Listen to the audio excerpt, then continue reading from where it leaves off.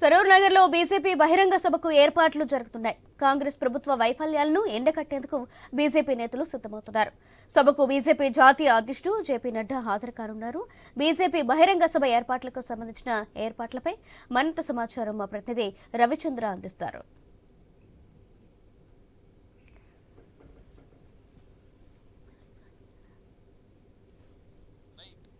సాయంత్రం కల్లా పూర్తి అయిపోతాయి. ఇప్పటికే కుర్చీలు వేయటం దాంతోపాటు ఇవన్నీ ఏర్పాటు కూడా చేస్తున్నారు.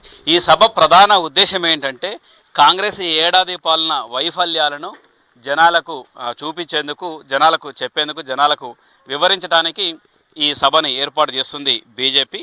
ఈ సభకు జాతీయ అధ్యక్షుడు, భారతీయ జనతా పార్టీ అధ్యక్షులు, జాతీయ అధ్యక్షులు జగత్ ప్రకాష్ నడ్డా ముఖ్య అతిథిగా వస్తారు. వారితో పాటు వివిధ రాష్ట్రాల నుంచి ఉన్నట్టుగా బీజేపీ ప్రముఖులు కూడా వస్తారు. బీజేపీ జాతీయ స్థాయి నేతలు కూడా వస్తారు.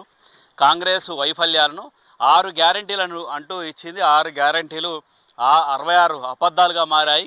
అన్ని అబద్ధాలే, అందులో ఏ ఒక్కటి అమలు చేయలేదంటూ జనాలకు ఎండగట్టి చెప్పేట ప్రయత్నం చేస్తున్నారు. ఎందుకంటే ఈ మధ్యకాలంలో కాంగ్రెస్ కూడా సభలు పెడుతుంది, సభలు నిర్వహిస్తుంది. ఎక్కడికక్కడికి వాళ్ళు ఉత్సవాలు లెక్క ఏడాది పాలన ఉత్సవాలు చేస్తున్నారు. ఏడాది పాలన పండుగలు అంటూ ఆ విధంగా రకరకాల కార్యక్రమాలు చేస్తున్నారు. అవన్నీ జనాలకు మోసం చేశారు. జనాల్ని మోసం చేసే విధంగా కాంగ్రెస్ మేనిఫెస్టో ఉంది అంటూ రేపు బీజేపీ నేతలు చెప్తారు. అయితే దీనికి రాష్ట్రంలో ఉన్న బీజేపీ నేతలంతా కూడా హాజరవుతారు. వివిధ జిల్లాల నుండి, అన్ని జిల్లాలకు సంబంధించిన అధ్యక్షులు, కార్యకర్తలు, నేతలు చాలామంది వస్తారు.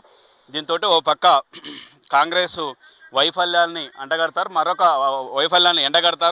మరొక అంశం ఏంటంటే అటు మహారాష్ట్రలో మొన్నటికి మొన్న జరిగినట్టుగా ఎన్నికల్లో కూడా బీజేపీ 132 స్థానాలు గెలుపొందింది.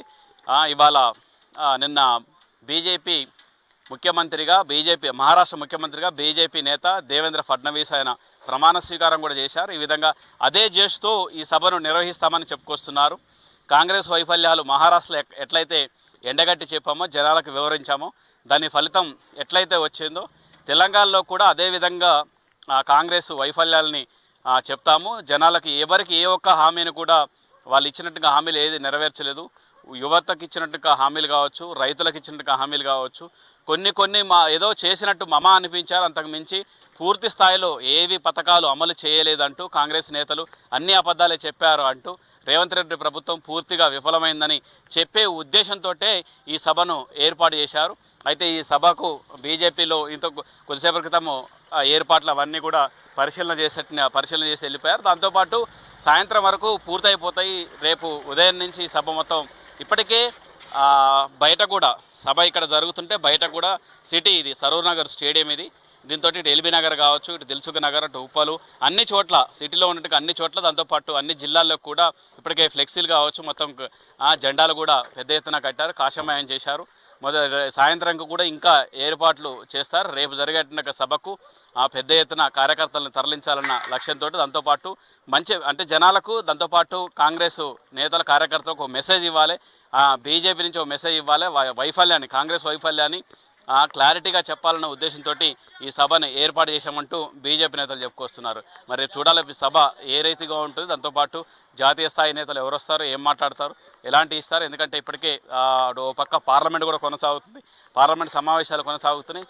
మరోపక్క ఇక్కడ హైదరాబాద్లోని సరూర్ నగర్ స్టేడియంలో భారతీయ జనతా పార్టీ ఏర్పాటు చేసిన బహిరంగ సభ కూడా ఇక్కడ కూడా ఉంటుంది. దీంతో ఈ సభ ద్వారా జనాలకు మెసేజ్ ఇచ్చేసి దాంతోపాటు కార్యకర్తలు జోష్ నింపేట ఆలోచనతో కూడా ఉంది. ఎందుకంటే ఇప్పటి నుంచే గ్రౌండ్ వర్క్ చేస్తున్నారు. రేపు జరగబోయేట స్థానిక సంస్థల ఎన్నికల్లో కావచ్చు, అంతేకాకుండా నగరపాలక సంస్థ హైదరాబాద్ కావచ్చు, వివిధ నగర అంటే కార్పొరేషన్లో జరిగేట ఎన్నికలను కూడా హ్యాండిల్ చేయడానికి ఇప్పటి నుంచే ఈ సభ నుంచే మొదలు పెట్టాలి అన్న ఆలోచనతో బీజేపీ ఉందని చెప్పుకోవచ్చు. రేపు జరిగేట స్థానిక సంస్థలు ఎంపీటీసీ కావచ్చు, జెడ్పీటీసీ, దాంతోపాటు సర్పంచ్ ఎన్నికలు, వార్డు మెంబర్ ఎన్నికలు, అందులో కూడా సత్తా చాటేందుకు ఒక మెసేజ్ ఇవ్వాలి, కార్యకర్తల్లో జోష్ నింపాలి, బూత్ స్థాయి నాయకుల్ని ఇక్కడికి సభకు తీసుకురావాలి, సభకు తీసుకొచ్చేట ప్రణాళికలు రూపొందిస్తుంది బీజేపీ అని చెప్పుకోవచ్చు. ఇది ఇక్కడ భారతీయ జనతా పార్టీ ఏర్పాటు చేసిన సరూర్ నగర్ స్టేడియంలో ఉన్నటువంటి పరిస్థితి. కొద్దిసేపట్లో మరికొంతమంది నాయకులు కూడా ఏర్పాట్లు చూసేందుకు వస్తారట, ఇంతకుముందు వచ్చిపోయారు. దాంతోపాటు రేపు మాత్రం పెద్ద ఎత్తున జాతీయ స్థాయి నుంచి రాష్ట్ర స్థాయి నేతలంతా ఈ సభలకు వచ్చేట అవకాశాలు ఉన్నాయి. చైర్పర్సన్ దుర్గాప్రసాద్తో Ravichandra, I news, Saroor Nagar stadium, Hyderabad.